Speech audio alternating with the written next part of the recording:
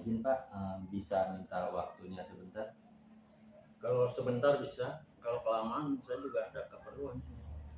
Ada apa emang? Ini saya ingin wawancara mengenai dilema etika pengambilan keputusan yang dilakukan Bapak selaku pimpinan atas kasus-kasus atau permasalahan yang ada di sekolah.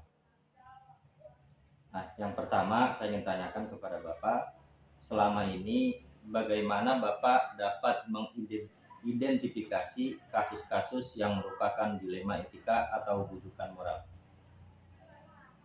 Jadi sebagai seorang yang dituakan di suatu sebuah instansi pendidikan, atau kebetulan saya itu guru yang dapat tugas tambahan sebagai kepala sekolah, jadi pasti akan beragam kasus Pak ya yang akan dihadapi, baik itu kasus yang keduanya benar, beragam kasus yang akan dihadapi. Jadi banyak kasus sebagai seorang pemimpin. Baik itu kasus yang keduanya benar tetapi saling bertentangan yang satu dengan yang lain, yang dikenal sebagai dilema etika, ataupun kasus yang salah satunya benar dan yang lainnya salah. Jadi kedua kasus tersebut harus didapat diidentifikasi Pak ya, dengan benar agar tidak ada kesalahan dalam pengambilan keputusan. Cara saya untuk mengidentifikasi yang mana dari kedua kasus tersebut adalah dengan memahami masing-masing kasus. Jadi kita pahami dulu kasusnya Pak ya. Tentu saja untuk memahami kasus-kasus tersebut, saya juga harus berkomunikasi dengan pihak-pihak yang terlibat ya. Setelah permasalahan sudah dipahami, maka saya perlu melakukan beberapa hal untuk bisa memetakan ya, apakah kasus tersebut merupakan bujukan moral atau dilema etika. Untuk itu perlu dilakukan atau dibuatkan daftar-daftar pertanyaan yang akan diidentifikasi ya. Syarat sebuah kasus merupakan dilema etika jika kedua masalah itu ya. Jadi kedua masalah itu yang berbenturan tersebut tidak melanggar hukum serta norma-norma yang berlaku atau menimbulkan ketidaknyamanan sosial ya.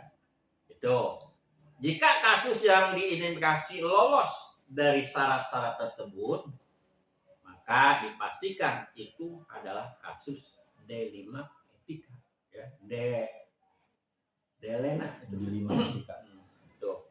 Dan sebaliknya, jika syarat-syarat di atas yang tadi saya bicarakan itu ya, tidak terpenuhi, maka itu adalah kasus bujukan moral. Hanya itu aja jawabannya. Terus selanjutnya nanya apa lagi? Untuk pertanyaan yang kedua, selama ini bagaimana Bapak menjalankan pengambilan keputusan di sekolah, terutama untuk kasus-kasus di mana ada dua kepentingan yang sama-sama benar atau sama-sama mengandung nilai kebajikan? Tuh, ya. Ya untuk jawaban saya, ya, untuk kasus dilema etika, saya akan mempertimbangkan kedua hal yang sama-sama benar, ya, tersebut, ya, membenturkan faktor apa atau pihak mana, ya. Apakah kepentingan perorangan atau banyak orang. Jadi mengandung nilai-nilai keberanian atau kesetiaan. Jadi rasa adil ya. atau belas kasihan ataupun dampak untuk saat ini atau seterusnya. Itu kira-kira Pak ya. Jadi Bapak melihat dulu kebenaran atau kesetiaan, rasa adil atau belas kasihan ini berdampak atau tidak Pak untuk masa seterusnya. Iya. Pertanyaan yang ketiga, langkah-langkah atau prosedur seperti apa yang biasa Bapak lakukan selama ini? Jadi langkah-langkahnya itu pertama bagi saya itu ya, kita mendengarkan suara hati saya dan nalar harus sejalan untuk memilih kebenaran ya, yang paling kecil mudaratnya ya, dan besar manfaatnya ya. Dengan mempertimbangkan kepentingan peserta didik, jika kasus itu berhubungan dengan peserta didik ya, berdasarkan pada prinsip berpikir berbasis hasil akhir, berpikir berbasis peraturan, dan berpikir berbasis rasa peduli. Tahap berikutnya melakukan investigasi dengan memeriksa kembali fakta-fakta dan temuan ya, yang ditemukan, peluang, lalu buat keputusan.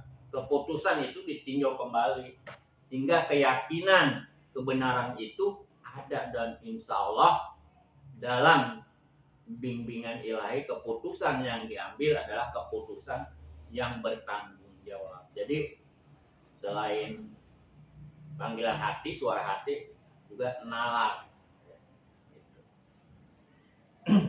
Lalu hal-hal apa saja yang selama ini Bapak anggap efektif dalam pengambilan keputusan pada kasus-kasus dilema etika?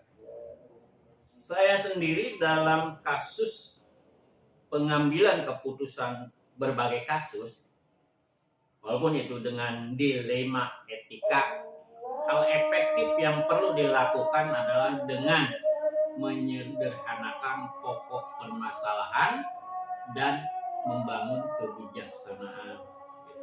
Jadi harus bijaksana juga. Lalu hal-hal apa saja yang selama ini merupakan tantangan dalam pengambilan keputusan pada kasus-kasus dilema etika? Jadi hasil keputusan yang diambil itu mungkin akan ada pihak-pihak yang tidak dapat menerima sepenuhnya. Jadi proses untuk memahamkan sebagian orang secara ikhlas menerima dan menjalankan keputusan itu menjadi sebuah tantangan bagi saya, serta untuk tetap istiqomah ya dalam menjalankan keputusan yang sudah disepakati gitu Pak. Apakah Bapak memiliki sebuah tata kelola atau jadwal tertentu dalam sebuah penyelesaian kasus dilema etika? Apakah Bapak langsung menyelesaikan di tempat atau memiliki sebuah jadwal untuk menyelesaikannya? Bentuk atau prosedur seperti apa yang Bapak jalankan? Bagi saya tidak ada jadwal tertentu dalam menyelesaikan sebuah kasus ya. Jadi saya hanya prioritas ya, kasus mana yang perlu diselesaikan secepatnya tergantung dari jenis kasus dan pentingnya kasus tersebut diselesaikan secepatnya. Jadi agar tercipta lingkungan sekolah yang sehat, kondusif buat semua warga sekolah. Begitu, Pak. Masih ada? Masih ada Pak, masih ada beberapa pertanyaan lagi. Adakah seseorang atau faktor-faktor apa yang selama ini mempermudah atau membantu Bapak dalam pengambilan keputusan atas kasus-kasus dilema etika? Sebenarnya yang saya lakukan harus selalu berkomunikasi yang baik dengan semua warga sekolah, karena lingkup kita kan lingkup sekolah, peserta didik dan guru. Jadi pengelolaan emosi yang baik dan pemahaman tentang teori pengambilan keputusan sebagai seorang pemimpin menjadi faktor yang mempermudah dan membantu dalam pengambilan keputusan. Jadi intinya kita harus berkomunikasi dengan warga sekolah, gitu Pak. Dari semua hal yang telah Bapak sampaikan, pembelajaran apa yang dapat Bapak petik dari pengalaman Bapak mengambil keputusan di 5 etika? Dalam pengambilan keputusan, dalam pengambilan semua keputusan, saya itu selalu mengidentifikasi jenis kasus dulu. Jadi identifikasi jenis kasus penting. Jadi harus bisa dilakukan lebih awal. Kasus identifikasi harus dilakukan lebih awal dengan melakukan pengujian. Jadi kasusnya diuji, pengujian ya, tidak sembarangan. Lalu melakukan pengujian benar, lawan benar, karena D5 etika ya.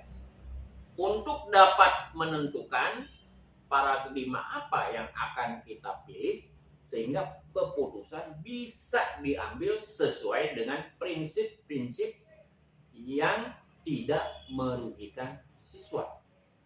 Jadi tidak ada yang dirugikan karena lingkup sekolah, jadi siswa tidak dirugikan dengan kasus-kasus ini. Jadi jawaban saya sementara hanya segitu dulu. Gimana, masih ada Pak? Ya, saya rasa sudah cukup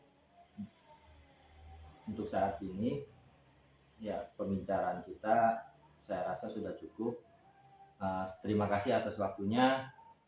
Semoga apa yang telah Bapak ambil keputusan itu berdampak baik untuk semua.